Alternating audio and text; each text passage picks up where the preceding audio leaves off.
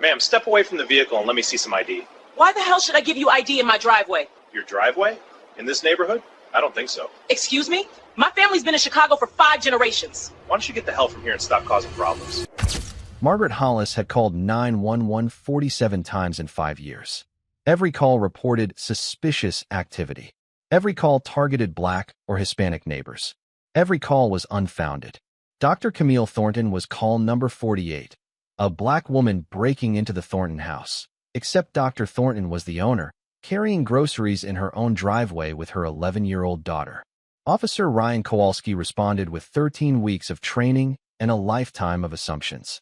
He demanded her papers. He asked if she was allowed to be in this country.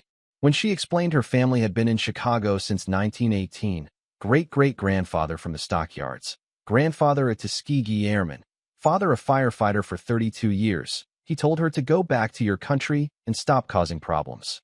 Her daughter screamed when he grabbed her mother's wrist. Her security cameras captured everything. 47 calls. 1 jury verdict. $19.7 million. The Lincoln Park brownstone had been Dr. Thornton's dream since medical school. Red brick. Black shutters. 3 stories of Chicago history in a neighborhood where homes sold for what most people earned in a lifetime. She had saved for years. 14 years of medical practice at Northwestern Memorial Hospital, one of the nation's busiest trauma centers. 8 years of military service before that. 2 deployments to Iraq. 1 to Afghanistan. A Bronze Star earned treating wounded soldiers under enemy fire at a forward operating base while rockets exploded around her. Dr. Camille Thornton, 42 years old, board-certified emergency medicine physician and trauma surgeon, former U.S. Army captain, born on the south side of Chicago. Her family had lived in the city for 5 generations, great-great-grandfather arriving in 1918 during the Great Migration, working the stockyards that built Chicago's meatpacking industry.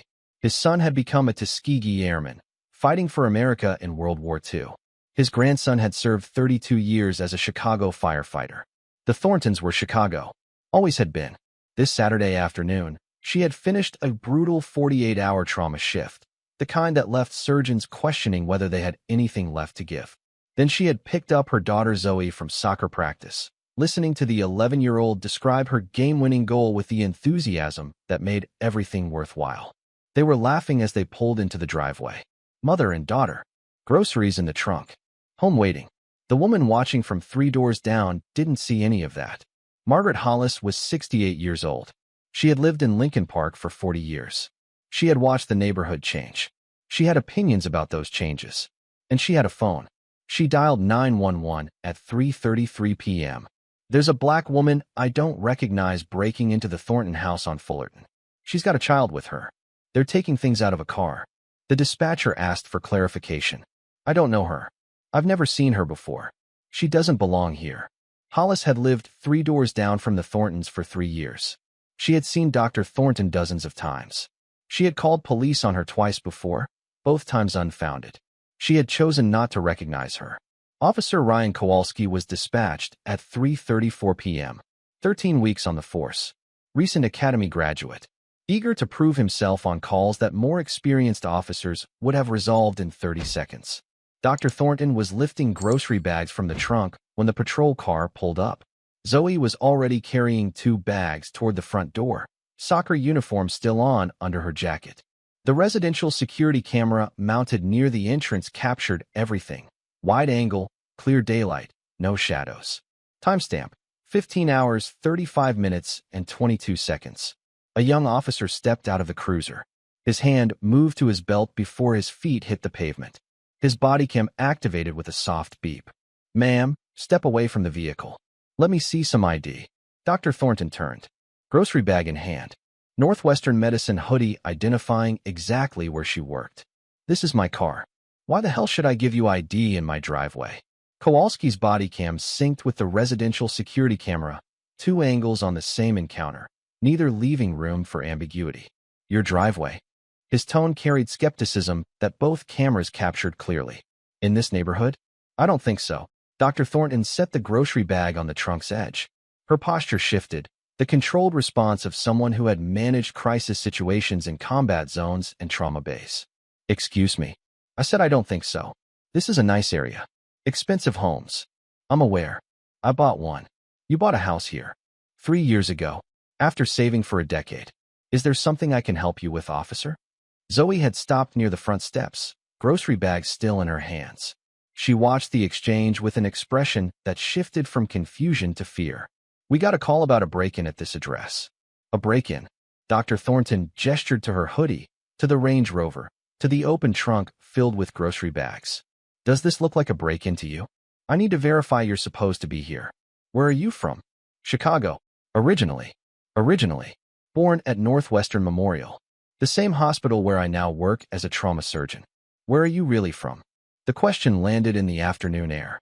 The security camera recorded Dr. Thornton's expression the moment confusion gave way to recognition of exactly what was happening. I'm really from Chicago, the South Side. My family has been here for 5 generations. Sure they have. Kowalski stepped closer. His hand remained near his belt. I need to see some papers. Proof you're allowed to be in this country. Papers. Dr. Thornton's voice carried the controlled fury of a woman who had treated wounded soldiers while rockets exploded around her. I'm an American citizen. 4th-generation Chicagoan. I don't carry papers to prove my citizenship in my own driveway. That's what they all say. What they all say? Who is they? If you can't prove you belong here. My great-great-grandfather came to Chicago in 1918. He worked the stockyards. My grandfather was a Tuskegee airman in World War II. My father was a Chicago firefighter for 32 years. I served 8 years in the U.S. Army, including 2 combat deployments. I earned a Bronze Star treating wounded soldiers under enemy fire. She gestured to the brownstone behind her. This is my home. This is my neighborhood. This is my country. Kowalski's face flushed. The Bodycam captured it. The reaction of someone whose assumptions were being challenged by facts.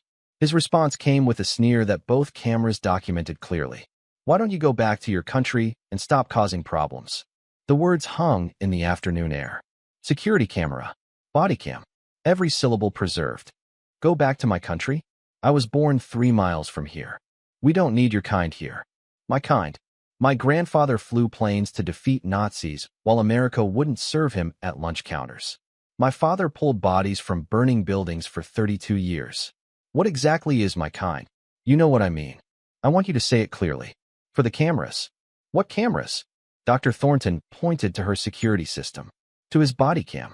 To the neighbor across the street who had emerged onto his porch with his phone raised. All of them. Kowalski turned.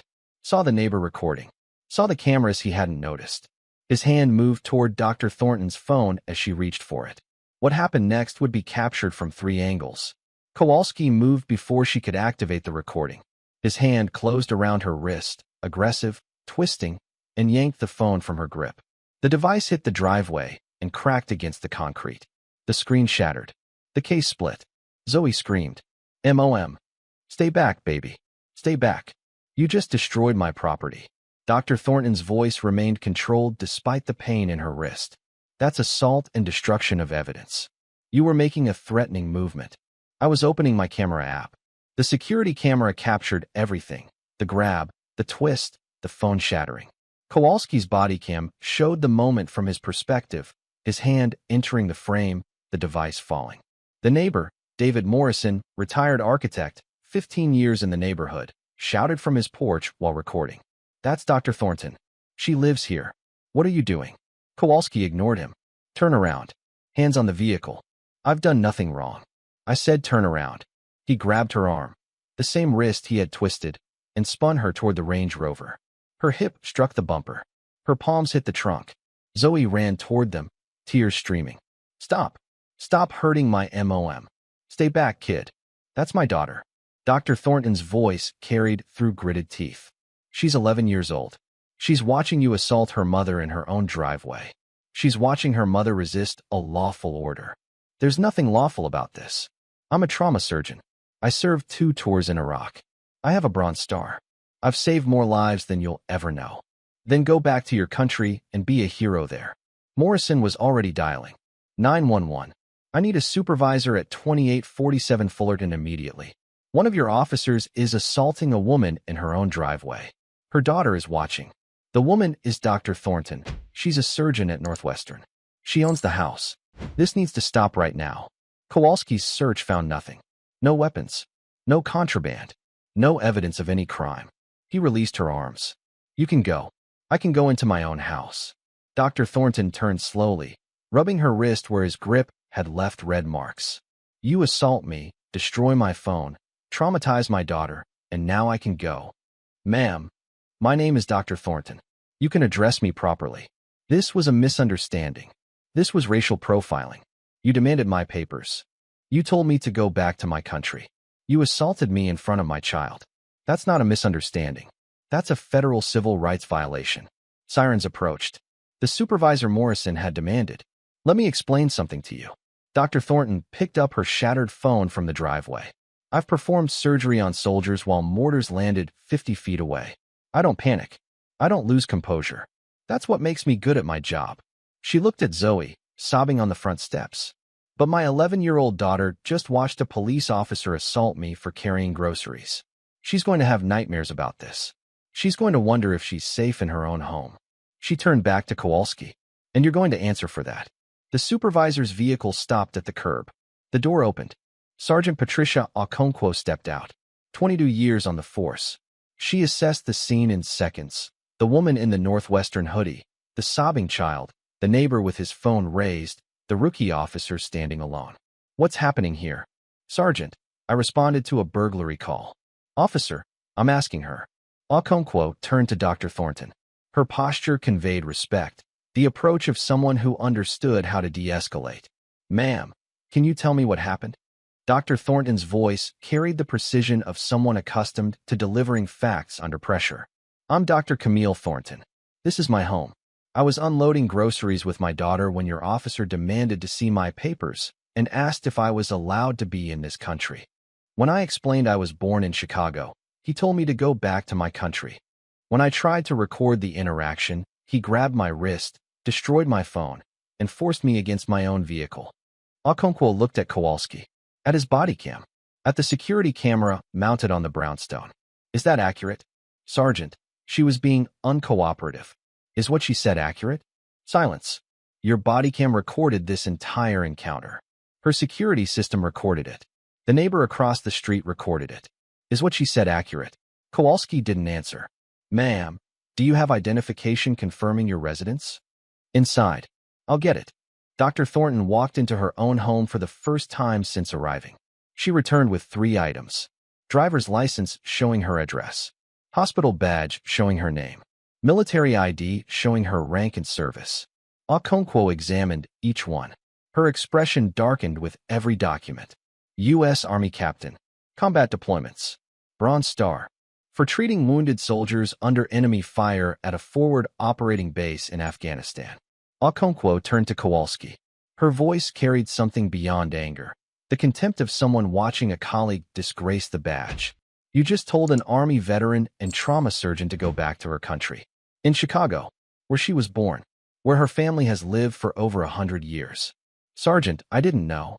You didn't ask. You assumed. You saw a black woman in a nice neighborhood and decided she didn't belong. You demanded her papers. You told her to leave her own country. She extended her hand. Your badge. Your weapon. Now, Sergeant, you're relieved of duty effective immediately. Internal Affairs will contact you. Hand them over. Kowalski's hands trembled as he unclipped his badge. The weapon followed, surrendered on a quiet street in Lincoln Park, while 3 cameras recorded. Okonkwo took both without ceremony. Wait in my vehicle. Do not speak. Kowalski walked away. His 13-week career had ended in a driveway. Okonkwo turned back to Dr. Thornton. Doctor, I cannot adequately express how sorry I am. This violates everything we're supposed to stand for. Do you know who called this in? The 9/11 recording will be part of the investigation. Her name is Margaret Hollis. 3 doors down. She's called police on me before, twice in 3 years. Both times unfounded. We'll examine her entire call history. You'll find a pattern. Dr. Thornton walked to the front steps, where Zoe sat crying. She gathered her daughter in her arms. It's okay, baby. It's over. Why did he hurt you? Because he saw what he expected to see, not what was actually there. But you're a doctor. You help people. I know, baby. Are we safe here? Dr. Thornton looked at her brownstone. The home she had dreamed of. The neighborhood she had earned. This is our home. Nobody is going to make us feel like we don't belong. She looked at Okonkwo. I want copies of all footage. And I want the name of the best civil rights attorney in Chicago. The bodycam footage was in FBI hands within 48 hours. The residential security camera provided a second angle. Morrison's phone added a third. The 911 call completed the picture. All 4 recordings went viral within days. 70 million views across platforms.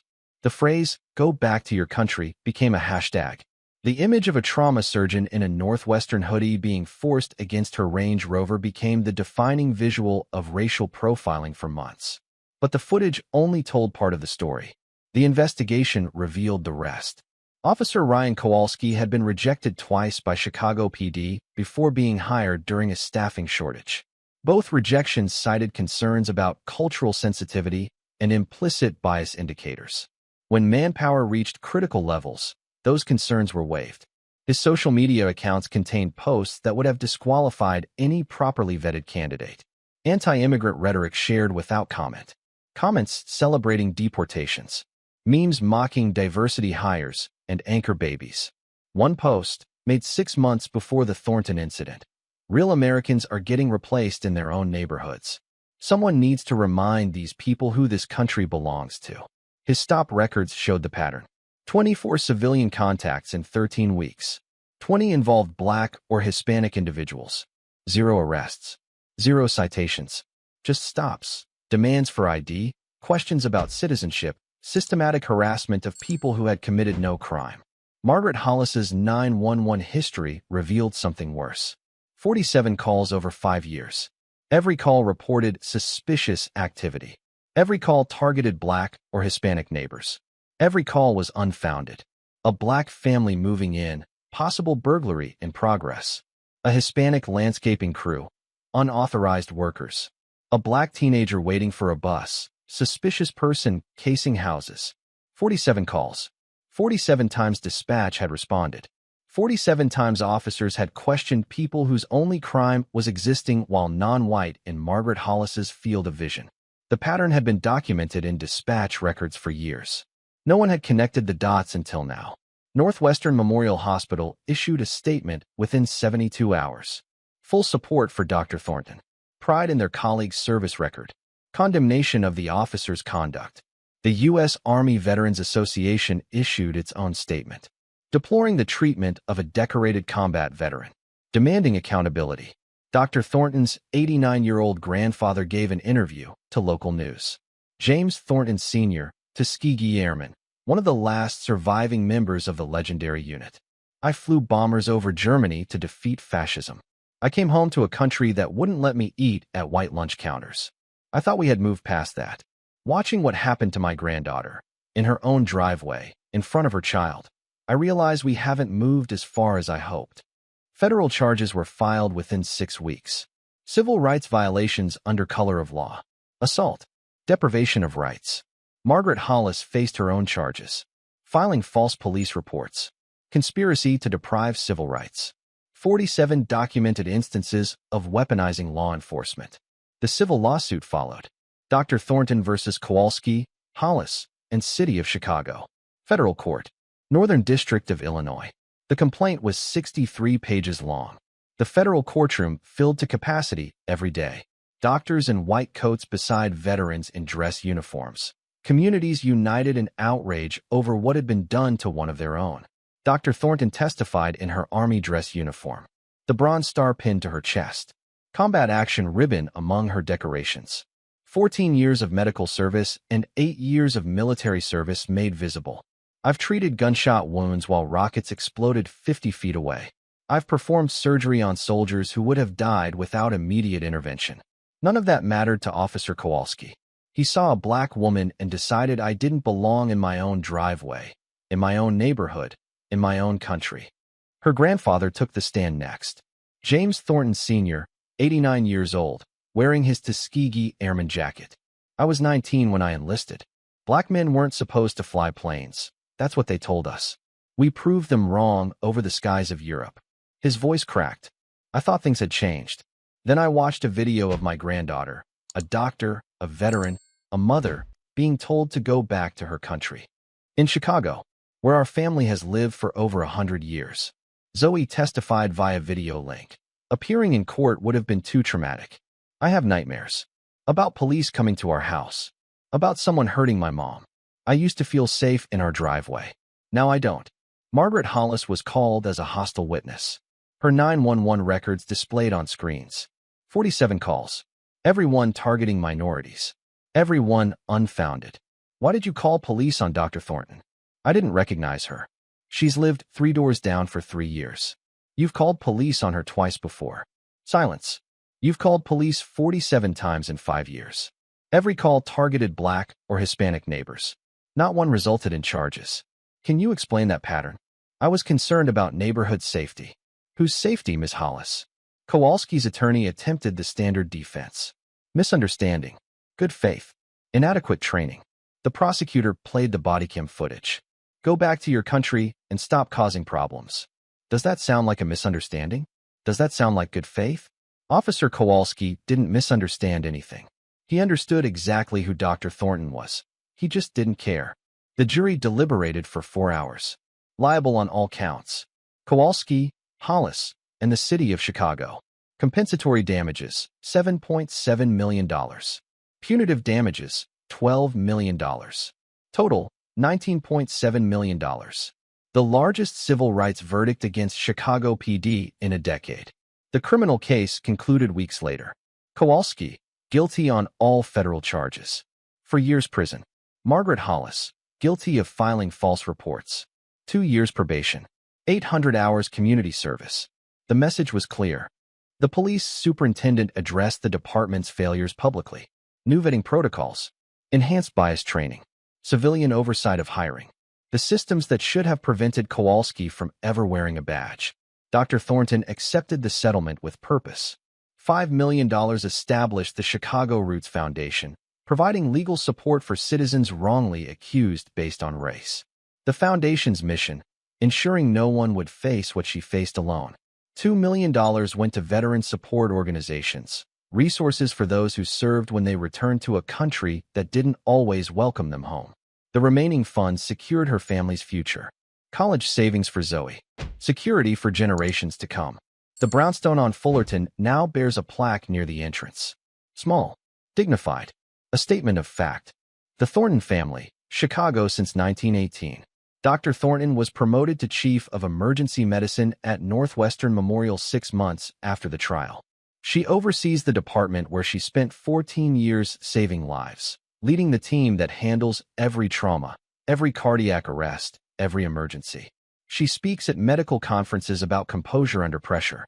She tells the story of the driveway. Composure isn't about not feeling anger. It's about channeling anger into action. I felt rage that day. I also knew that my rage, properly documented, would become justice. Ryan Kowalski is serving his sentence at FCI Pekin in Illinois. He will be eligible for release in 3 years. His applications for appeal have been denied.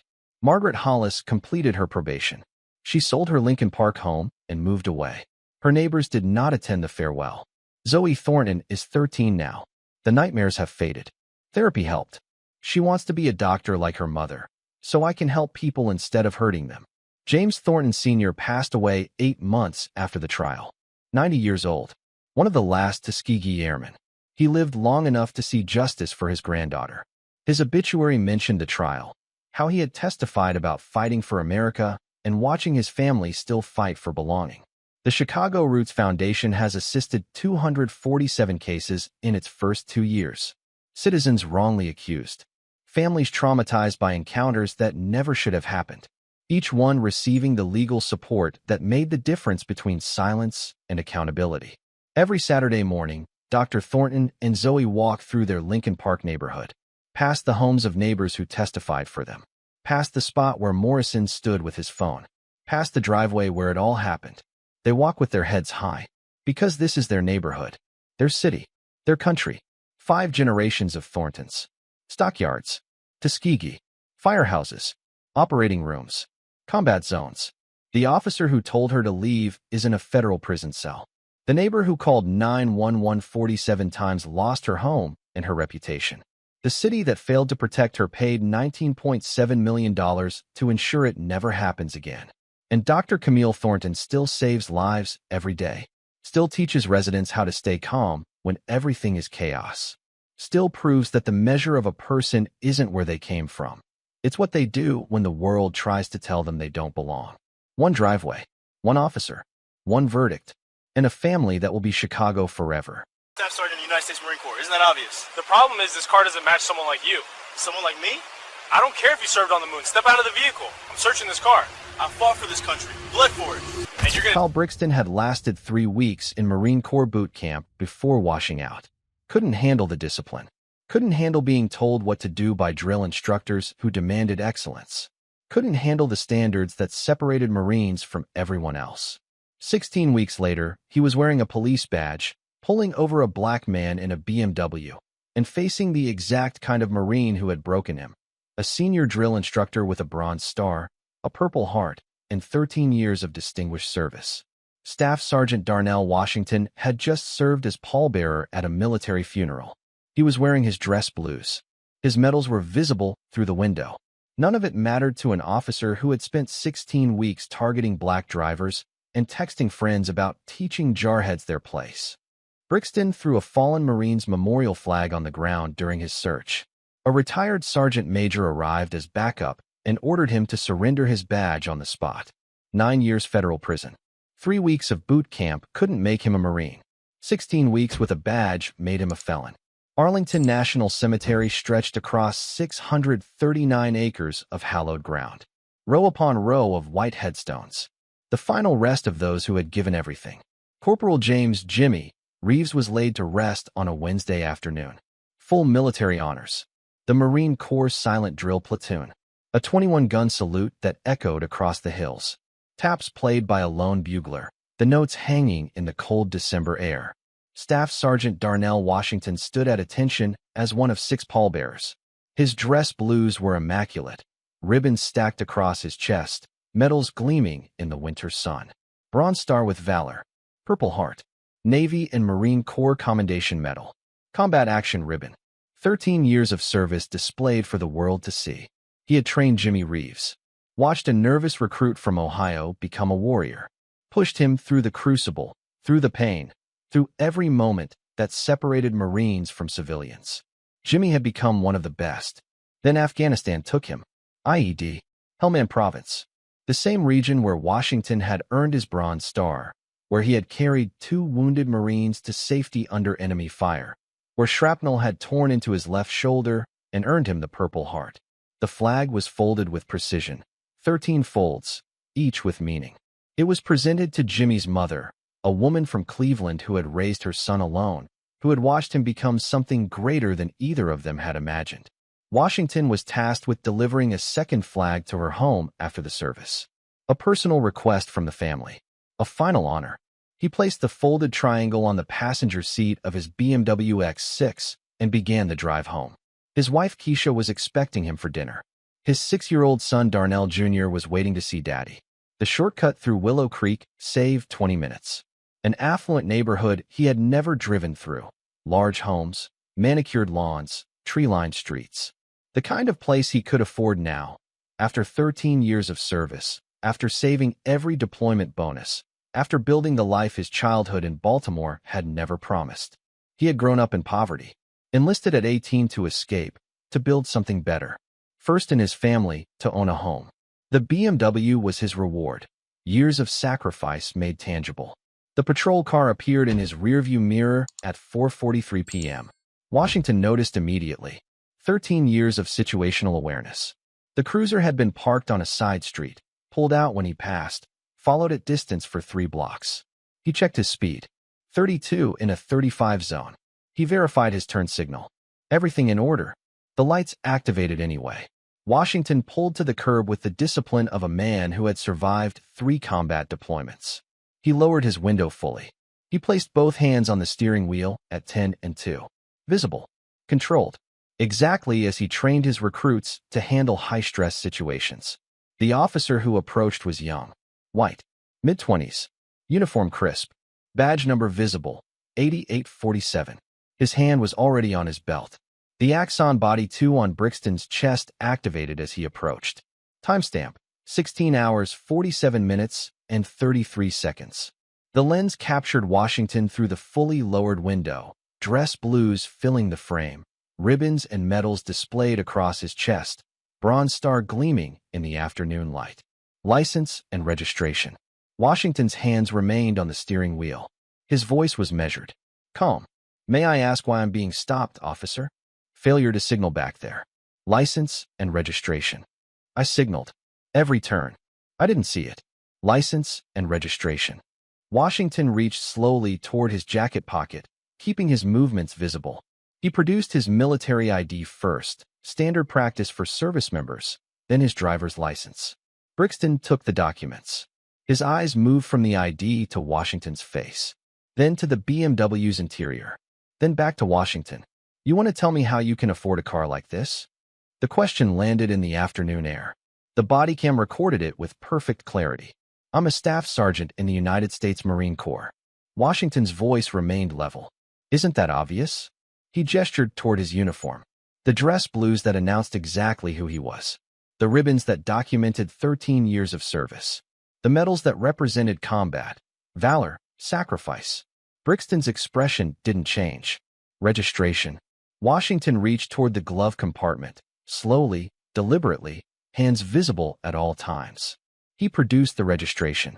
His name. His address. The BMW's VIN matching the plates. Brixton examined the documents. Everything matched. Everything confirmed exactly what Washington had told him. He handed the documents back. Then he stepped away from the window and began circling the vehicle. The Bodycam captured his movement, around the front bumper, along the passenger's side, examining the BMW, as if searching for something that would justify what he had already decided. The problem is this car doesn't match someone like you. Washington's jaw tightened. The Bodycam captured the micro-expression, controlled anger held in check by years of discipline. Someone like me? Yeah, someone like you. What does that mean exactly? Brixton completed his circuit and returned to the driver's window. His posture had shifted, weight forward, hand near his belt.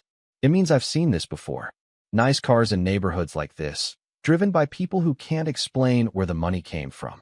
I can explain exactly where the money came from. 13 years of military service. 3 combat deployments. Hazard pay. Deployment bonuses. Saving instead of spending. That's what they all say. They all say they're staff sergeants with bronze stars. I don't know what those ribbons mean. Could be fake. Washington looked at Brixton with an expression that had made recruits reconsider their life choices. The stare of a senior drill instructor who had shaped 1,500 Marines. These ribbons represent combat tours you couldn't imagine. This medal, he touched the Bronze Star, was awarded for carrying 2 wounded Marines to safety under enemy fire while bleeding from shrapnel wounds. This uniform represents 13 years of service to a country that's supposed to treat its veterans better than this. Step out of the vehicle. On what grounds? I'm conducting an investigation. Into what? A Marine driving home from a funeral? Into how someone like you affords a car like this in a neighborhood like this. Washington's phone sat in the center console. Without taking his eyes off Brixton, he pressed a contact on the screen.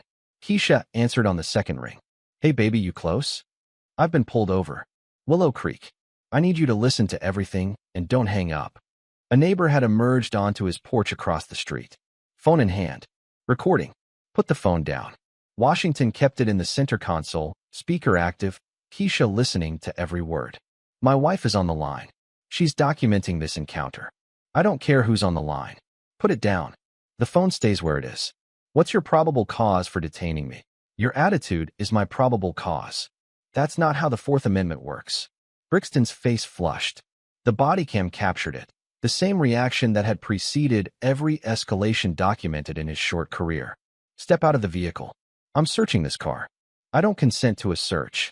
I don't need your consent if I have reasonable suspicion. Reasonable suspicion of what?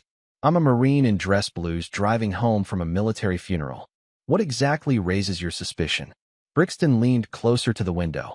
His voice dropped, the tone of someone who believed he held all the power. I don't care if you served on the moon. Step out of the vehicle. I'm searching this car. Washington's response carried the weight of everything he had endured. Combat. Deployment. carrying wounded brothers through enemy fire. The funeral he had just attended. I've fought for this country, bled for it, and you're going to disrespect my uniform over a traffic stop? Last warning. That flag on my passenger seat is for a Marine's mother, a Marine I trained, a Marine who died serving the country you claim to protect. You want to search around that? Brixton keyed his radio. The Bodycam recorded the transmission. Dispatch, this is Unit 47. I've got a hostile driver refusing to cooperate with a lawful search, requesting backup at my location. Washington heard every word. So did Keisha on the phone. So did the neighbor on the porch, still recording. Hostile. Washington's voice remained controlled, but the anger beneath it was unmistakable. I've answered every question. I've provided every document. I've explained exactly who I am and where I came from. What's hostile about that? Your attitude. My attitude is disciplined. My attitude is what kept me alive in Helmand Province. My attitude is what trains Marines to serve with honor. If that seems hostile to you, the problem isn't me. Brixton drew his weapon. The Glock cleared the holster and leveled at Washington's chest. The Bodycam captured the draw, smooth, practiced, the motion of someone who had made this decision before the encounter began. Step out of the vehicle. Now, you're pointing a weapon at a decorated combat veteran. I'm pointing a weapon at someone who won't follow lawful commands. There's nothing lawful about this stop. Nothing lawful about your questions. Nothing lawful about the search you're trying to conduct without probable cause. Out. Now. Washington looked at the weapon. At the officer holding it. At the neighbor still recording from the porch. At the Bodycam that would document whatever came next. I'm going to step out. Slowly. My hands will be visible at all times. I have no weapons. I am complying under duress with what I believe to be an unlawful order, and I'm stating that clearly for the record. He opened the door. He stepped out with the measured movements of a man who had faced worse than this. His dress blues caught the afternoon light. Every ribbon, every medal, every symbol of sacrifice visible to the camera and the neighbor and anyone who would later watch this footage. He stood beside his own vehicle, hands raised, bronze star gleaming on his chest. Hands on the car. Washington complied. What happened next would be watched by millions. Brixton closed the distance in 2 aggressive strides. His hand grabbed Washington's shoulder and slammed him against the BMW. The impact drove Washington's chest into the metal. His metal scraped against the door, the bronze star leaving a mark on the paint. Spread your legs. Washington complied. He had been searched before, in combat zones, in tactical situations, by allies and adversaries alike. He knew what compliance looked like. He knew how to survive. I'm a staff sergeant in the United States Marine Corps. I have no weapons. I'm fully complying with your orders. Shut up. Brixton's hands moved across Washington's body. Aggressive. Unnecessary. The pat-down of someone searching for a justification rather than contraband. He found nothing. I just came from a funeral. A Marine's funeral. Is this how you treat veterans? I treat everyone the same. No, you don't. You saw a black man in a nice car and decided that was enough. I said shut up. Brixton turned to the BMW. He opened the driver's door. He began tearing through the interior. Console, glove compartment, under the seats. Searching for drugs that didn't exist. Searching for contraband that had never been there. His hand found the folded American flag on the passenger seat. 13 folds. Perfect triangle. The same flag that had covered Corporal James Reeves' casket 3 hours earlier. Brixton picked it up. He examined it briefly. Then he tossed it aside. The flag landed on the ground. In the dirt. On the shoulder of a suburban street in Willow Creek, Virginia. Washington saw it fall. His body went rigid, not from fear, but from something deeper. The rage of a man who had watched brothers die, who had carried that flag in honor, who understood what it represented. That flag was for his mother. His voice cracked. 13 years of discipline. 3 combat deployments. Carrying wounded Marines under fire. Nothing had broken him like watching that flag hit the dirt. Pick it up. Brixton continued searching the vehicle. He didn't respond. I said pick it up. It's evidence. Evidence of what? It's a memorial flag. It was given to me at Arlington National Cemetery 3 hours ago. It belongs to the mother of a Marine who died serving this country. Keisha's voice came through the phone still active in the center console. Crying. Darnell? Baby, what's happening? They threw Jimmy's flag on the ground. Oh my God. Oh my God. The neighbor on the porch had moved closer, still recording. His phone captured what the bodycam might miss. The angle of the flag in the dirt, the Marine in dress blues pressed against his car, the officer tearing through the vehicle. Brixton found nothing. No drugs. No weapons. No contraband of any kind. He emerged from the BMW empty-handed. You can go. Pick up the flag first. What? Pick up the flag. It's on the ground. You pick it up. You threw it there. You pick it up. Blue lights appeared at the end of the street. Backup arriving. Washington remained against his vehicle, hands still raised, watching the patrol car approach. The door opened. A man stepped out. Older, white. The bearing of someone who had worn a uniform long before he wore a badge. He saw the dress blues first, then the medals, then the flag on the ground. His face changed. Brixton. The voice carried command. Stand down. The supervisor approached at a jog. His eyes moved across Washington's ribbons, recognizing each one, understanding what they meant. He stopped 3 feet away. He straightened, and he saluted. Staff Sergeant, I am so sorry. The supervisor held his salute. Washington, still pressed against his vehicle, couldn't return it. I served 24 years in the Corps. Sergeant Major Thomas O'Brien. Retired. Then you know what that flag means. O'Brien looked at the folded triangle lying in the dirt. His expression shifted from shock to fury. Brixton, did you do that? Sir, I was conducting a search. Did you throw that flag on the ground? Silence. Answer me. It was on the passenger seat. I moved it. You threw an American flag, a memorial flag, on the ground during a traffic stop? O'Brien walked to where the flag lay. He bent down. He picked it up with both hands, brushing off the dirt with reverence, the respect of someone who had carried flags like this himself. He brought it to Washington. Staff Sergeant, this belongs to you. Washington took the flag. He held it against his chest, the same way he had held it at Arlington, the same way he would hold it when he delivered it to Jimmy's mother. Who was it for? Corporal James Reeves. I trained him. He was killed in Afghanistan. O'Brien closed his eyes briefly. When he opened them, they were fixed on Brixton. You just assaulted a decorated combat veteran. You disgraced that uniform. He pointed to Washington's dress blues in this department. You desecrated a memorial flag for a fallen Marine. Sir, he was being hostile. I heard the bodycam audio. I was monitoring the channel. He was being cooperative. He was being accurate. You were being everything a police officer should never be. O'Brien extended his hand. Your badge. Your weapon. Now. You can't. I can. I am. You're relieved of duty effective immediately, pending investigation. Hand them over. Brixton stood frozen. 16 weeks of wearing a badge, ending on a suburban street while a staff sergeant clutched a memorial flag to his chest. He unclipped his badge. He surrendered his weapon. O'Brien took them without ceremony. Go sit in my vehicle. Do not speak. Do not move. Do not touch anything. Brixton walked away. His patrol car sat behind him. Bodycam footage already uploaded. Evidence already preserved. O'Brien turned back to Washington. Staff Sergeant, I need to document your injuries. I need to preserve this scene. And I need to make phone calls that are going to end that man's career. My wife is on the phone. She heard everything. Good. She's a witness.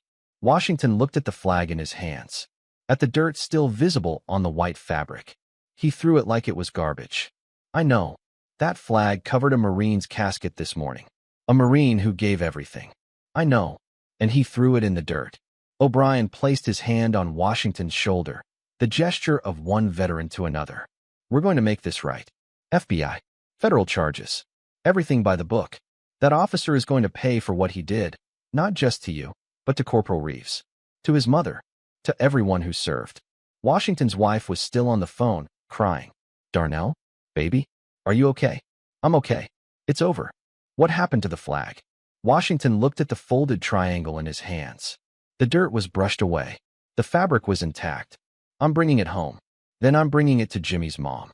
The neighbor approached slowly, phone still recording. I got everything. From my porch. Whatever you need. O'Brien nodded. We're going to need all of it. The bodycam footage was in FBI hands within 24 hours. The neighbor's phone video provided a second angle, capturing what the chest-mounted camera might have missed, including the moment Brixton threw the flag. Both recordings went viral within days. 80 million views across platforms. The image of a Marine in dress blues pressed against his own vehicle, a memorial flag in the dirt, became the defining visual of veteran discrimination for an entire year. But the footage only told part of the story. The investigation would reveal the rest. Officer Kyle Brixton had applied to the Marine Corps at age 18. He had lasted 3 weeks in boot camp before washing out. Failure to adapt was the official designation. He couldn't handle the discipline. Couldn't handle drill instructors demanding excellence. Couldn't handle being told that his best wasn't good enough. The resentment had calcified over 6 years.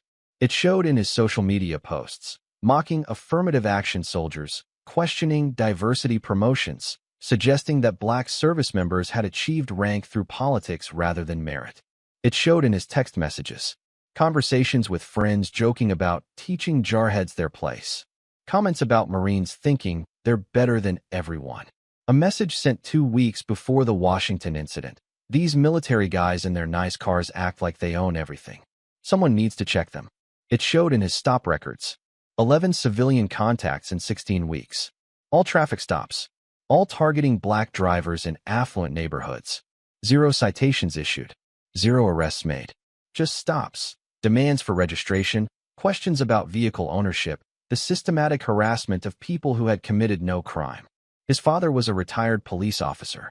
Thomas Brixton Sr. had spent 30 years on the force before retiring with full pension. When his son applied to Willow Creek PD despite the red flags, the boot camp washout, the psychological evaluation concerns, the social media presence that should have disqualified any candidate, the elder Brixton made phone calls. Kyle was hired despite documented concerns. Staffing shortages. Departmental pressure. A father's influence. The Marine Corps issued an official statement within 72 hours of the incident, condemning the treatment of Staff Sergeant Washington, demanding accountability, making clear that attacks on Marines in uniform were attacks on the institution itself. The FBI's investigation expanded beyond Brixton to examine department hiring practices. How had someone with his background been approved? Who had overridden the concerns? What systems had failed? Federal prosecutors treated the case as a priority. Civil rights violations under color of law. Assault on a service member. Deprivation of rights. Desecration of a memorial flag, a federal offense that carried its own enhanced penalties. The flag became the centerpiece of the prosecution's case. Not just fabric, not just symbolism. A memorial entrusted to a veteran, meant for a grieving mother, thrown in the dirt by an officer who saw it as evidence in a search that had no legal basis. Washington provided testimony over 2 days. He walked through everything. The funeral at Arlington, the drive home, the stop, the search, the moment he saw the flag hit the ground. I've survived ambushes. I've carried wounded Marines under fire. I've been hit by shrapnel and kept fighting. Nothing prepared me for watching that flag land in the dirt. The grand jury returned indictments within 4 weeks. Civil rights violations. Assault. Deprivation of rights. Desecration of a memorial flag. Trial was scheduled in federal court. Eastern District of Virginia. The same district where Washington had served, where he had built his career, where he had earned every ribbon on his chest. The evidence was overwhelming. The outcome was never in doubt. The federal courtroom filled to capacity every day of the trial. Marines in dress uniforms filled one section. Brothers who had served with Washington, recruits he had trained, officers who understood what the case represented. The Bodycam footage was played first. The jury watched Brixton approach the window. They watched him ask how Washington could afford a car like this. They watched him circle the vehicle claiming it doesn't match someone like you. They watched him throw a memorial flag on the ground during a search that found nothing. The audible gasp came when the flag landed in the dirt. Jurors who had remained impassive through the earlier footage visibly reacted, heads shaking, hands covering mouths. The neighbor's phone video provided the second angle. The prosecutor synced both recordings, showing the moment from 2 perspectives simultaneously. This is what Officer Brixton did to a memorial flag, the prosecutor said. Not just any flag. The flag that covered Corporal James Reeves' casket at Arlington National Cemetery.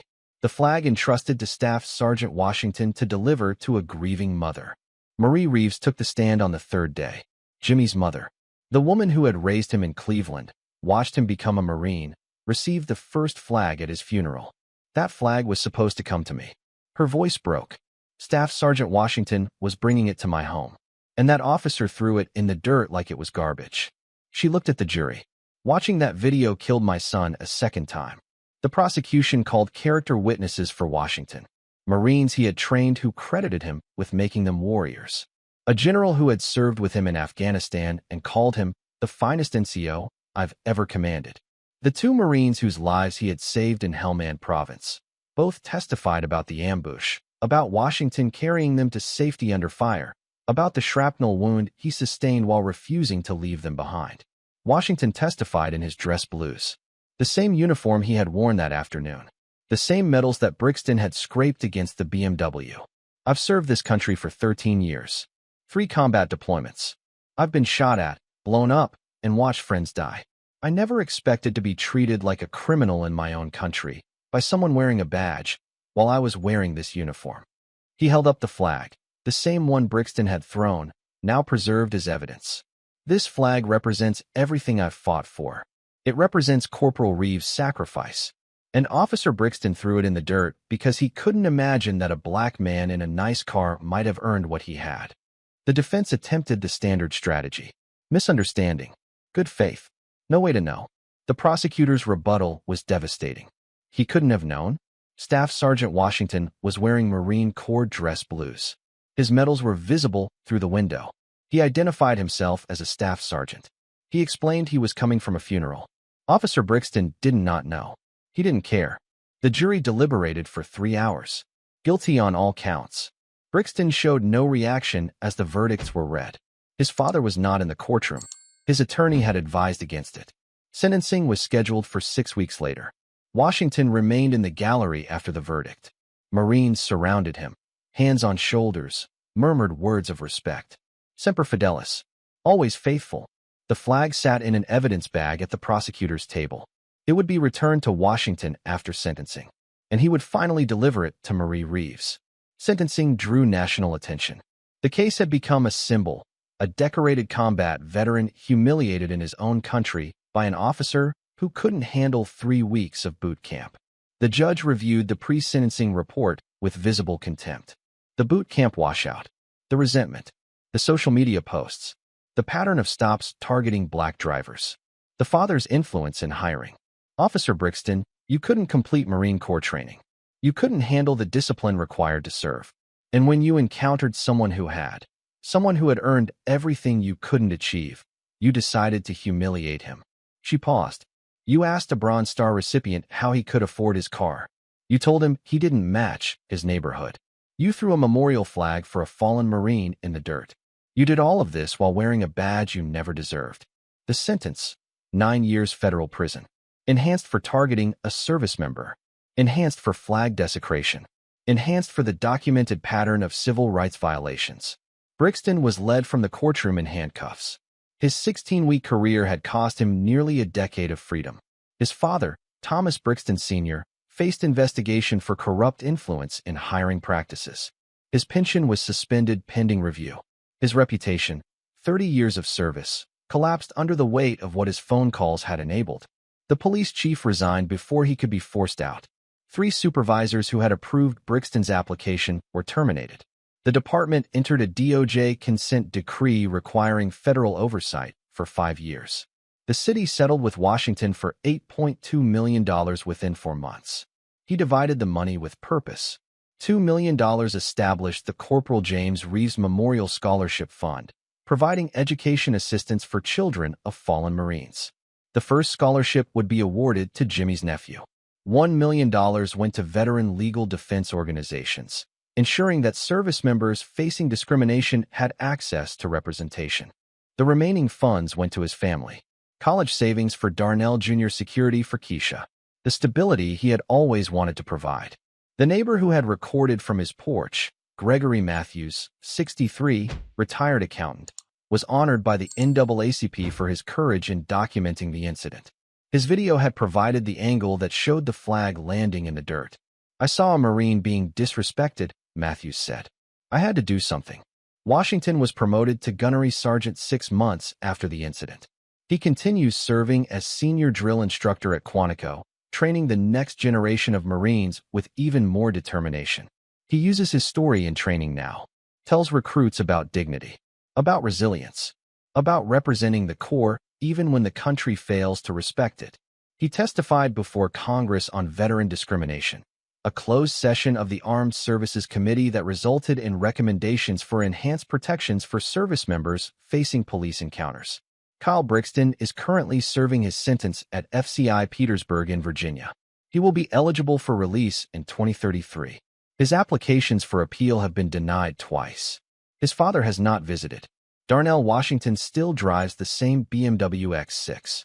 He still takes shortcuts through Willow Creek sometimes, not to make a point, but because it's the fastest route home. The memorial flag he retrieved from the dirt now hangs in Marie Reeves' living room in Cleveland. Framed, protected, a reminder of her son's sacrifice and the Marine who made sure it reached her despite everything. Washington was recently selected for Sergeant Major Academy, the highest enlisted professional education in the Marine Corps. When he completes it, he will be one step from the top of the enlisted ranks. 3 weeks washed Brixton out of boot camp. 13 years made Washington a legend. The uniform doesn't lie. Okay. Ma'am, step away from the vehicle. Is this your car? Yes, it's my car. I just finished my shift. We got a report of a black female trying to break into vehicles in this lot. Break into vehicles? I'm in scrubs, officer. I need you to put your hands on the vehicle. I just spent 12 hours saving lives in that ER. 12 hours. 2 trauma codes. 1 cardiac arrest. A multi-car accident with 4 critical patients. A 16-year-old boy who didn't survive despite 45 minutes of CPR. That's the shift Adrienne Baptiste had just finished when Officer Dale Perkins approached her in the hospital parking garage and demanded to know whose car she was unlocking. She was wearing scrubs. A stethoscope hung around her neck. Her hospital badge, Adrienne Baptiste, RN, Emergency Department, was clipped to her waist. None of it mattered to the 11-week rookie who saw a black woman with a nice Lexus and decided that was suspicious enough. He handcuffed her beside her own car, spilling her work bag across the concrete.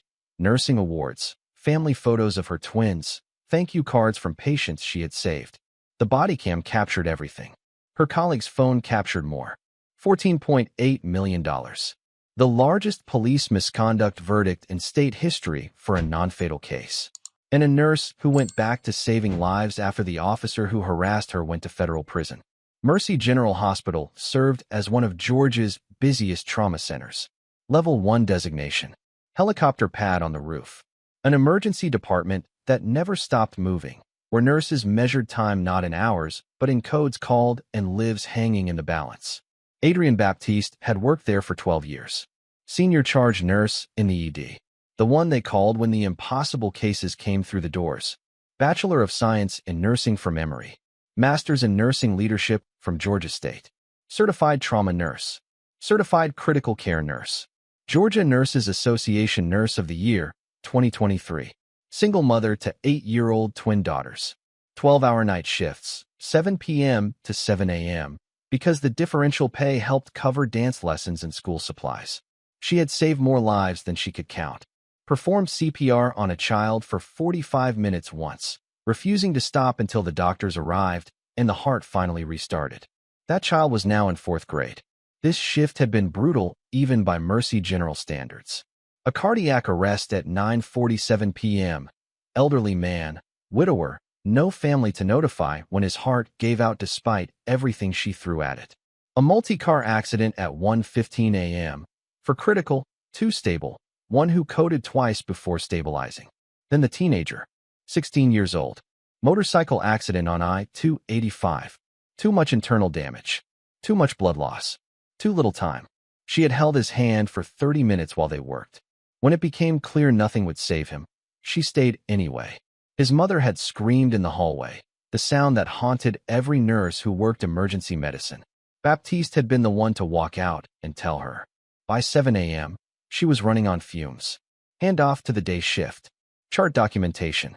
The mechanical process of ending a shift that had taken everything she had. Go home, Adri. Her colleague, Sarah Chun, squeezed her shoulder at the nursing station. You look like you need sleep for a week. Just need to get to my car without falling over. She walked the corridor she had walked thousands of times. Through the staff exit. Across the connector to the parking structure. The white Lexus RX 350 waited in her usual spot, third level, near the stairwell. 3 years of overtime shifts had paid for that car. 12-hour nights stacked end to end. She had earned every mile. A security guard she didn't recognize stood near the garage entrance. New hire. She hadn't seen him before. Young. White. Watching her with an expression she recognized but had learned to ignore. She kept walking. The guard raised his radio. Unit 4 to dispatch. I've got a black female in the staff garage, third level. Looks like she might be trying to break into a vehicle. Baptiste didn't hear the call. She was too tired to notice anything except the Lexus 20 feet ahead and the promise of her bed 30 minutes beyond that. She reached her car. She pulled out her keys. Behind her, a patrol car entered the garage. The cruiser stopped 15 feet from her Lexus. The door opened. A young officer stepped out, mid-20s, uniform crisp with the sheen of recent issue. His badge was in the 7800 series. Recent academy graduate. His hand moved to his belt as he approached. The Axon Body 2 on his chest activated with a soft beep. Timestamp, 7 hours 22 minutes and 41 seconds. Ma'am, step away from the vehicle. Baptiste turned. Her keys were in her hand. Her badge was clipped to her waist. Her stethoscope hung around her neck. Everything about her appearance screamed hospital employee finishing a shift. Is this your car? Yes, it's my car. I just finished my shift. She gestured vaguely toward the hospital entrance, visible through the garage's concrete pillars. The Mercy General sign glowed in the morning light. We got a report of a black female trying to break into vehicles in this lot. Baptiste's exhaustion flickered toward something else. The familiar weight of being questioned for existing. Break into vehicles? I'm in scrubs, officer. I work here. Anyone can buy scrubs online. The words landed with the casual dismissal of someone who had already decided what he was looking at. Officer Perkins, his nameplate was visible now, stepped closer. His hand remained near his belt. I need to see your license and registration. For what? I'm unlocking my own car. Ma'am, I'm conducting an investigation. License and registration. Investigation of what? A nurse walking to her car after a 12-hour shift? There was a report of break-ins in this garage. Was there? Or was there a report of a black woman near a nice car? Perkins' jaw tightened. The body cam captured the reaction, the flicker of irritation when the unspoken was spoken aloud. Are you going to cooperate or not? Baptiste looked at the camera on his chest, then at the garage security cameras positioned at intervals along the ceiling, then back at the officer who had decided her scrubs, her badge, her stethoscope. Her exhaustion meant nothing. My license is in my bag. My registration is in the glove box. If I reach for either one, are you going to claim I'm making a threatening movement? Just show me the documents. She reached into her work bag slowly, deliberately, keeping her movements visible. Her license was in a side pocket. She had learned years ago to keep it accessible. She handed it over. Perkins examined it, then looked at the Lexus, then back at the license. Registration. She opened the driver's door, her door, to her car, and retrieved the registration from the glove compartment. She handed that over too. Perkins compared the documents. The name matched. The address matched. Every piece of information confirmed exactly what she had told him.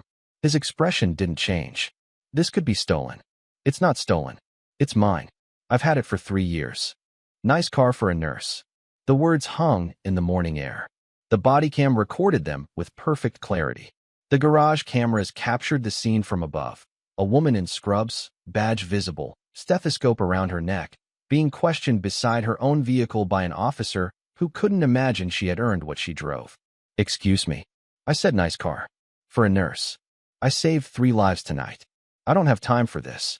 Watch your attitude. Footsteps echoed from the stairwell. Another nurse emerged, Sarah Chun, who had been 30 seconds behind Baptiste leaving the building. Adri, what's going on? She saw the officer. She saw her colleague being questioned beside her car. That's Adri. She's our charge nurse. She's worked here for 12 years.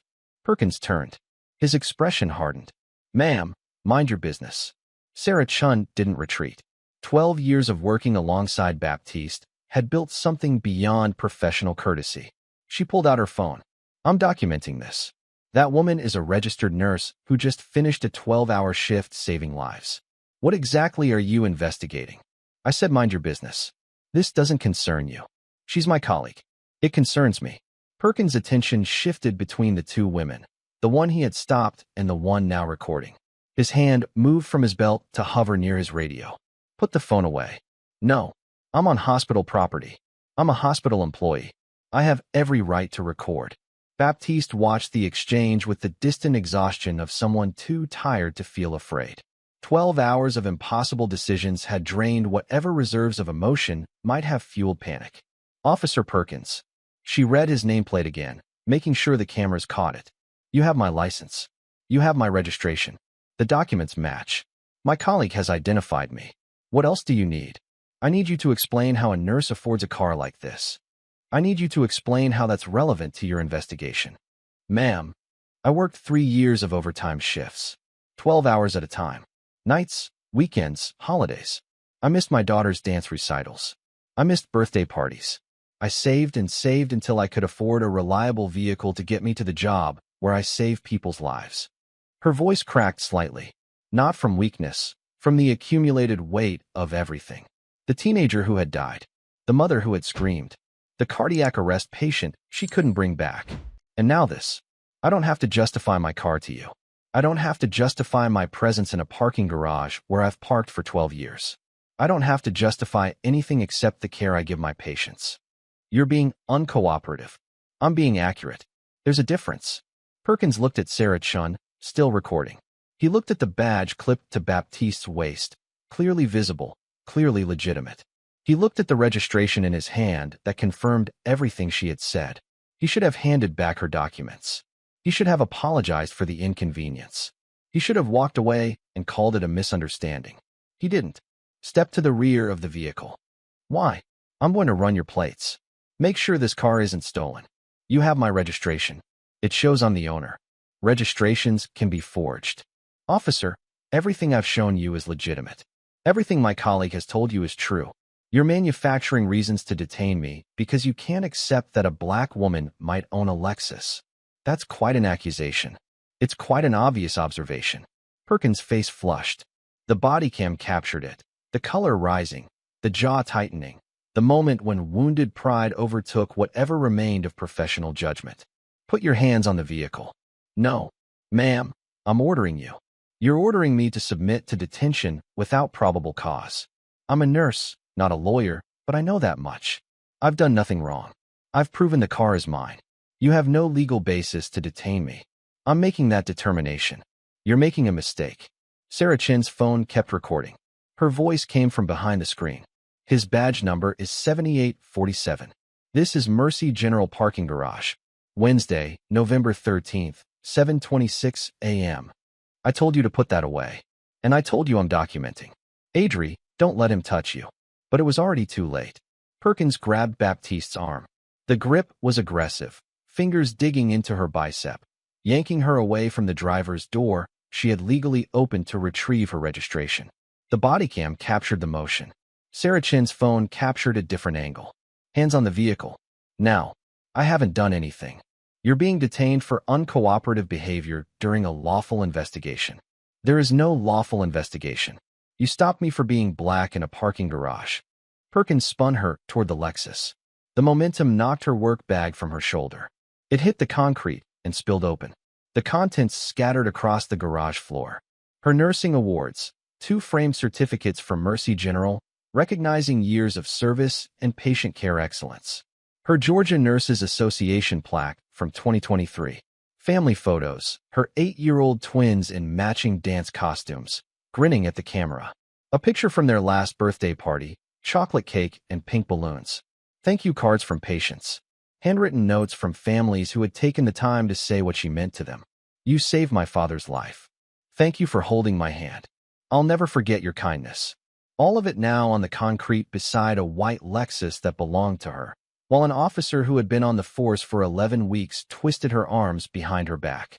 The handcuffs clicked around her wrists. I'm a nurse. I work here. This is my car. You can explain that at the station. Explain what? That I walked to my parking spot after a 12-hour shift? That I unlocked my own vehicle with my own keys? Ma'am, you were uncooperative and confrontational. I was exhausted and accurate. Those aren't crimes. Sarah Chun had moved closer, phone still recording, her voice rising. What are you doing? She's a charge nurse. She's worked here for 12 years. Call the hospital. They'll confirm everything. Back up, or you'll be next. For what? For witnessing. A door banged open at the far end of the garage. Hospital security. 2 officers in Mercy General uniforms, responding to something. Maybe the commotion. Maybe the radio call that had started all of this. They approached at a jog. The lead officer was Derek Odom, security chief. Black. 15 years with the hospital. He knew every employee who parked in this garage. He knew Adrian Baptiste. What the hell is happening here? Perkins turned, one hand still on Baptiste's arm, the other resting on his belt. Sir, step back. This is a police matter. Police matter? Odom looked at Baptiste, handcuffed against her own car, work bag contents scattered on the concrete, badge still visible at her waist. That's our senior charge nurse. She's been here 12 years. What exactly is the police matter? There was a report of someone breaking into vehicles. Breaking into vehicles? She's in scrubs. She has a hospital badge. Her car is registered in her name. Sir, I need you to step back. I'm not stepping anywhere. That woman just spent 12 hours saving lives in our ER. I watched her walk through the building 20 minutes ago. What report? Who called this in? Perkins hesitated. The Bodycam captured it. The moment when certainty began to crack. We received a call about a black female possibly breaking into a vehicle. A black female. Odom's voice went flat. That was the description? Black female. That's what was reported. She's wearing scrubs. She has a stethoscope around her neck. Her badge says Emergency Department. And you handcuffed her. He pulled out his phone. I'm calling hospital administration. And your supervisor. Don't move. Baptiste stood against her car, wrists bound, her life scattered across the concrete, while a security chief fought for her dignity, and an officer who had been on the job 11 weeks realized he had made a catastrophic mistake. The calls went out simultaneously. Odom to hospital administration. Sarah Chun to the nursing supervisor. Another security officer to police dispatch, requesting a supervisor at the scene. Baptiste remained handcuffed against her Lexus. Her wrists were already reddening. The metal too tight, applied with more force than any situation warranted. Uncuff her. Odom's voice carried command. Sir, she's being detained. For what? Owning a car? Having a job? Being tired after saving lives all night? She was uncooperative. She was answering your questions while you insulted her. That's not uncooperative. That's patient. More footsteps in the garage. A woman in business attire approached rapidly. Dr. Catherine Reeves, Mercy General's chief medical officer. She had been in the building early for a meeting when her phone buzzed. What is happening here? Officer Perkins detained Adrian Baptiste for walking to her car. Odom's summary was clinical. Damning. Reeves looked at the scene. The handcuffs. The scattered contents of Baptiste's bag. The award plaques lying on concrete. Adrian Baptiste is our senior charge nurse. She's been with this hospital for 12 years. She saved 3 lives last night. I saw the chart notes this morning. Ma'am, there was a report. I don't care what report you received. That woman is a hero to this hospital. Remove the handcuffs immediately. Perkins looked between the growing crowd of hospital staff. Security. Administration. Nurses emerging from the building, drawn by the commotion. His backup hadn't arrived. His certainty was dissolving. He removed the handcuffs. Baptiste brought her arms forward slowly. The welts were visible, red lines where the metal had bitten into her skin. She rubbed her wrists without speaking. Adri. Odom stepped forward. Are you hurt? She didn't answer the question. Instead, she looked at Perkins, directly, with the exhaustion of someone who had held a dying teenager's hand and watched officers handcuff her for it. I spent 12 hours in that ER.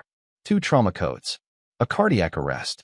A 16-year-old boy who died while I held his hand because his mother couldn't reach him in time. Her voice cracked. I held him for 30 minutes. I talked to him even though he couldn't hear me anymore. I told his mother what happened while she screamed in my face because she needed someone to blame. She gestured to the contents of her bag, still scattered on the concrete. Then I walked to my car. My car. And this is how I end my shift. Perkins said nothing. His body cam recorded his silence. Sarah Chun was still filming. Her phone had captured the handcuffing, the release, the confrontation, a second angle that would corroborate everything the body cam showed. A police supervisor's vehicle entered the garage. Sergeant Michael Torres stepped out, 15 years on the force, summoned by dispatch when the situation escalated. He approached with the measured pace of someone who sensed catastrophe. Officer Perkins. Report. Sarge, I responded to a call about a possible vehicle break-in. The subject was uncooperative. The subject is a registered nurse who works at this hospital. Torres looked at Baptiste, at her badge, at the welts on her wrists. Did you verify her identification? I saw her license and registration. Did they match? Silence. Did they match, officer? Yes. Then why was she handcuffed? Perkins had no answer. Torres turned to Baptiste. His expression carried something that looked like shame. Ma'am, on behalf of the department, I apologize. This should not have happened. No. Baptiste's voice had steadied. It shouldn't have, but it did. And your body cam recorded all of it. She looked at the camera on Perkins' chest, then at Sarah Chen's phone, then at the garage security cameras positioned overhead. I'm not letting this go. The hospital released a statement within 24 hours. Full support for Adrian Baptiste. Condemnation of the officer's conduct. Cooperation with any investigation. The bodycam footage was obtained by Baptiste's attorney within the week. Standard discovery protocol once the civil rights complaint was filed. Sarah Chen's phone video provided a second angle that corroborated everything. Both recordings went viral within days. 50 million views across platforms. The image of a nurse in scrubs being handcuffed beside her own car became the defining visual of police accountability discussions for months. But the footage only told part of the story. The investigation would reveal the rest. Officer Dale Perkins had graduated from the academy 11 weeks before the incident. His training file contained documented concerns that should have prevented him from ever wearing a badge. 3 complaints during academy training for aggressive behavior toward minority role players in scenario exercises. A failed implicit bias assessment. Results that were flagged by the evaluating psychologist and then ignored by supervisors who cited staffing shortages. Comments from training officers noting difficulty accepting correction and tendency to escalate rather than de-escalate. The department hired him anyway. They were understaffed. They needed bodies in uniforms. They decided that concerns about bias could be addressed through field experience. Digital forensics revealed more. Perkins' personal social media contained posts that would have disqualified any properly vetted candidate. Jokes about welfare nurses and diversity hires. Comments on news articles suggesting that black professionals had only gotten where they are because of quotas. Membership in online groups where officers shared strategies for stops that would be difficult to challenge. One post, made 4 months before the Baptiste incident, stood out. Love when they drive cars they can't afford. Easiest stops of the week. His stop records told the same story. 23 civilian contacts in 11 weeks. 19 involved black or Hispanic individuals. 0 arrests. 0 citations.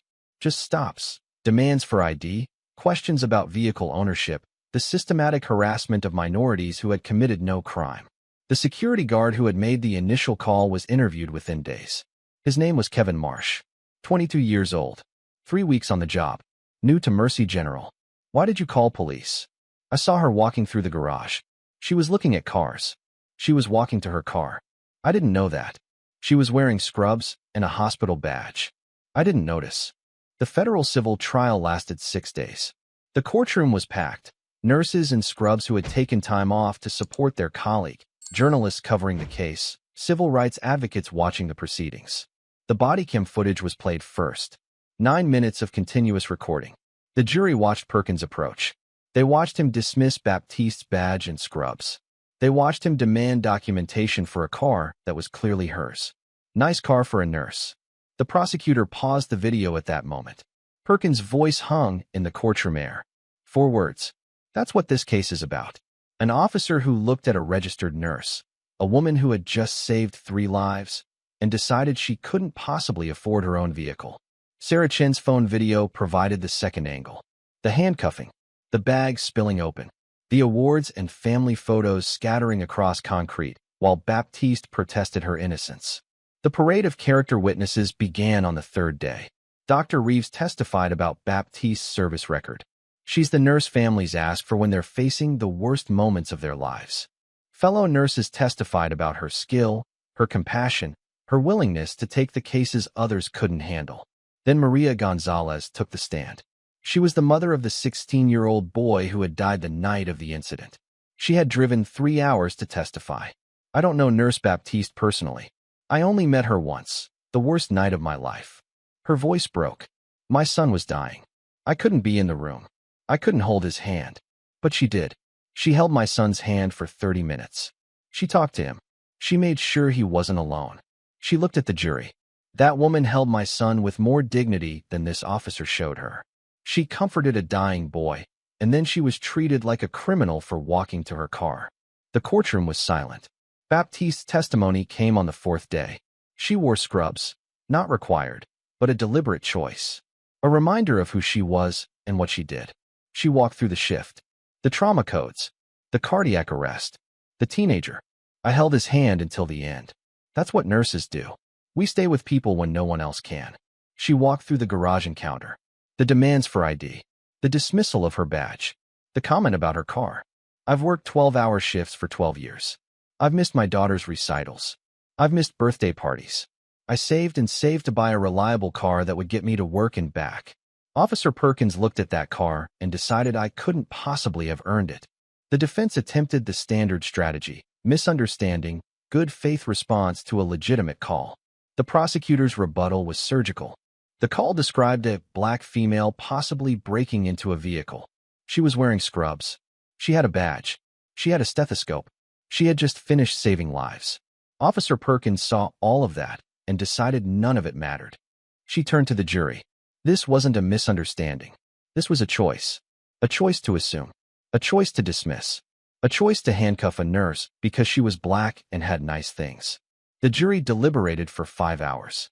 They returned with verdicts on every count. Liable on unlawful detention. Liable on assault. Liable on civil rights violations. Liable on intentional infliction of emotional distress.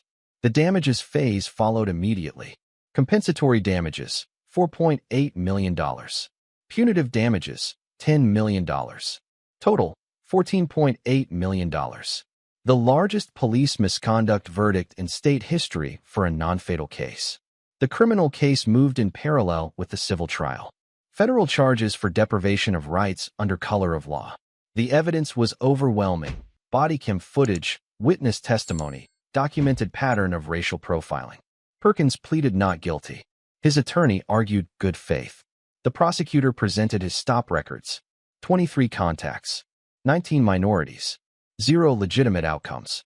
The jury deliberated for 4 hours. Guilty on all counts.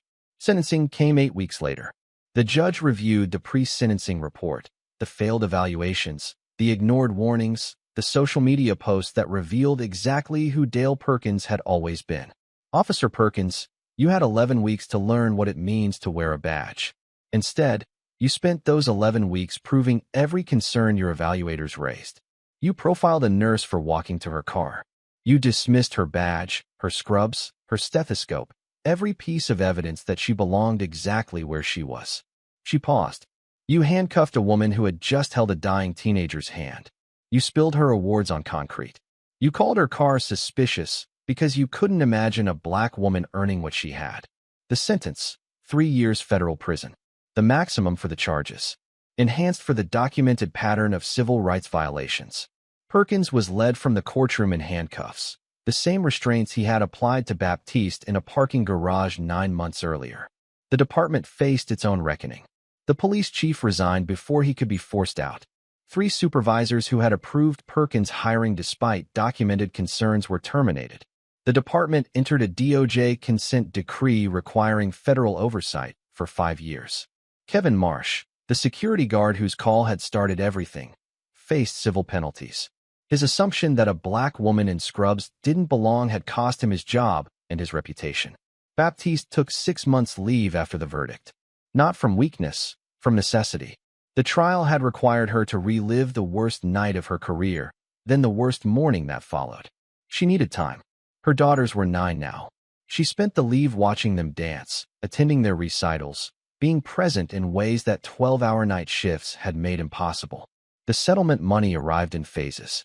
She kept $10.8 million for her family, college funds for the twins, retirement security, a new house in a neighborhood with good schools. The remaining $4 million established two funds. $3 million created the Healthcare Heroes Legal Defense Fund, providing free representation to medical workers facing discrimination.